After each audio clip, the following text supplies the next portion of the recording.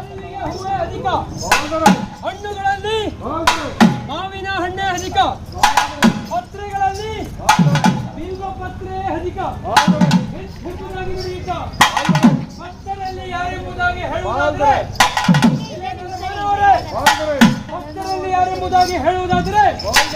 ಭಕ್ತರಲ್ಲಿ ಯಾರು ಅಧಿಕರಲ್ಲ, ಭಕ್ತರಲ್ಲಿ ಯಾರು ಅಧಿಕರಲ್ಲ.